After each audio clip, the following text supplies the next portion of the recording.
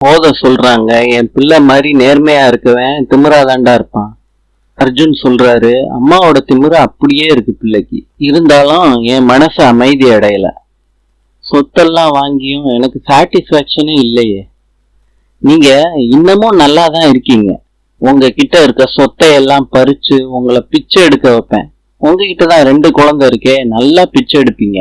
Tamil sir, உங்க பொண்ணு பிறந்த நேரம் நீங்க பிச்சை தான் எடுக்க போறீங்க. சரஸ்வதி அர்ஜுனா அடிக்கிறாங்க. ஒரு வாட்டி என் குழந்தைகளை பத்தி பேசினேன்னா அடிச்சே உன்னை கொன்றுவேன். அத்தையை ஏமாத்தி சொத்தை எழுதி வாங்கி 2 வருஷம் ஆக போகுது. இன்னும் 2 நாள்ல அந்த தேதி வரப்போகுது. அதே நாள்ல நீ எழுதி வாங்கினது செல்லாதுன்னு கேன்சல் பண்ண மொத்த சொத்தையும் எங்க அத்தை பேருக்கு மாத்தி நான் காட்டுறேன். என்ன சிஸ்டர், சவால் விடுறீங்களா?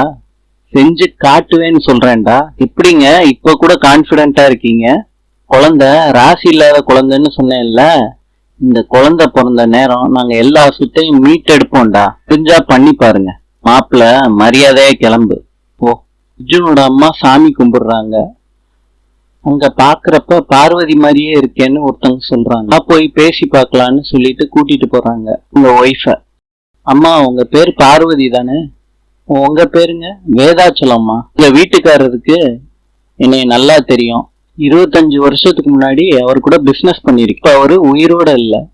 கேள்விப்பட்டேம்மா, இந்த கம்பெனி அவர் கைவிட்டு போன அப்புறம் ஊரை விட்டு போயிட்டதா சொன்னாங்க. கோதையம்மா குடும்பத்துல சம்பந்தம் வச்சுக்கிட்டதா கேள்விப்பட்டேன். நான் வெளிநாட்டுல இருந்தேம்மா. போன மாசம் தான் இங்க வந்தேன். உங்களுக்கு முழுசா எதுவும் தெரிஞ்சிருக்க வாய்ப்பு இல்ல. இந்த கோதையும் நடேசனும் என் புருஷனை ஏமாத்திட்டாங்க. இந்த கம்பெனிய வாங்குறேன்னு வாக்கு கொடுத்துட்டு அப்புறம் பணம் இல்லைன்னு பொய் சொல்லிட்டாங்க. பேங்குக்காரங்க ஜப்தி பண்ண வச்சுட்டு அவங்களே கம்மி விலைக்கு வாங்கிக்கிட்டாங்க. இப்படி எதுவும் நடக்கலையேம்மா. இதுதாங்க உண்மை. இந்த கவலையில தான் என் புருஷன் இறந்துட்டாரு. கோதையம்மாவும் நடேசன் சாரும் உங்களை ஏமாத்த நினைக்கல. உங்க வாங்கிக்கிறேன்னு சொல்லிட்டு போனாங்க. இன்னொரு ஆள் அதிக விலைக்கு கேட்டாங்க. உங்களுக்கு தெரியுமாமா? அப்பா சொன்னாங்க ஒருத்தங்க கேட்டதா. அது நான் தான்மா. இப்பதான் ஞாபகம் வருது. அன்னைக்கு வீட்டுக்கு கூட வந்திருந்தீங்கல்ல, நிறைய ட்ரிப்பு கேட்டேன், அவர் கொடுக்கல.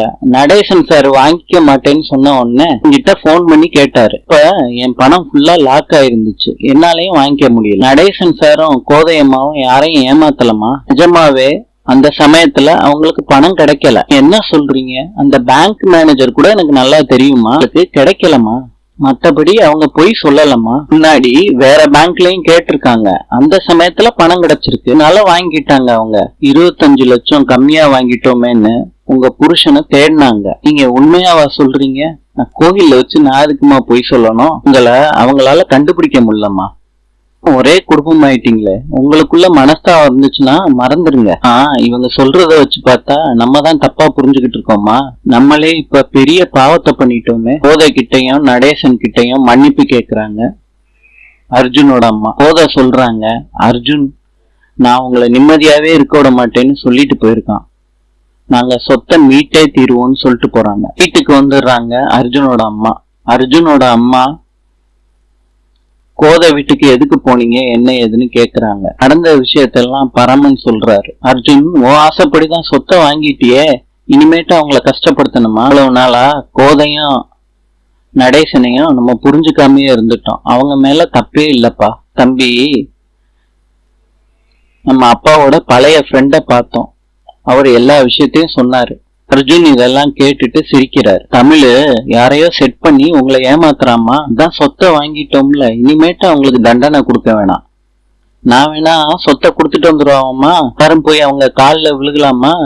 இன்னும் விளையாடுறீங்களா? சொத்து கைக்கு வர்றதுக்கு எவ்வளவு கஷ்டப்பட்டிருக்கோம். அப்பதான் எல்லாத்துக்கும் பதில் கிடைச்சிருக்கு. சரஸ்வதி கேக்குறாங்க தமிழ் கிட்ட, மேக்னா மாமாவுக்கு அக்கௌண்ட்ல தானே டிரான்ஸ்பர் பண்ணிருப்பான் அர்ஜுன்.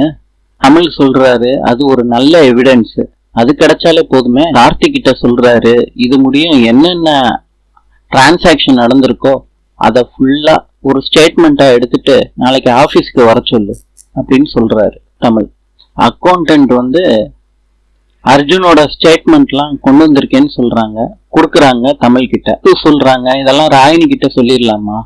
சரஸ்வதி சொல்றாங்க, வேற ஏதாவது காரணம் வச்சு தப்பிச்சிடுவான் அர்ஜுன். கொலை நடந்து 2 நாள்ல 50 லட்சம் ரூபாய் கலிவர்தனுக்கு அனுப்பியிருக்கான் அர்ஜுன். அப்படின்னு கண்டுபிடிக்கிறாங்க. கமல் சொல்றாரு, இந்த ஒரு ஆதாரம் போதும், இந்த போட்டோ எடுத்து அர்ஜுனுக்கு அனுப்புவோம், நான் தான் அதை பண்ணுவேன்னு நக்கலா பதில் சொல்லுவான்ல, அதை ரெக்கார்ட் பண்ணுவோம். அர்ஜுன் அந்த போட்டோவை பாக்குறாங்க. பரமன் கிட்ட சொல்றாரு, என் பேங்க் ஸ்டேட்மெண்ட் அனுப்பியிருக்கான் அவன். கலிவர்தனுக்கு பணம் அனுப்புனது இந்த ஸ்டேட்மெண்ட்ல இருக்கு. ஆமா, டபுள் கேம் விளையாடுறியா?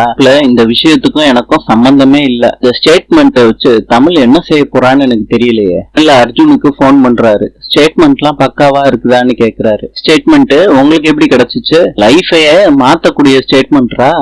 எப்படி? கலிவர்தனுக்கு 15 லட்சம் ரூபாய் அனுப்பியிருக்க. இன்னைக்கு தெரிஞ்சிச்சுன்னா என்ன ஆகும்னு தெரியுமா? நாளை பார்க்கலாம். இன்று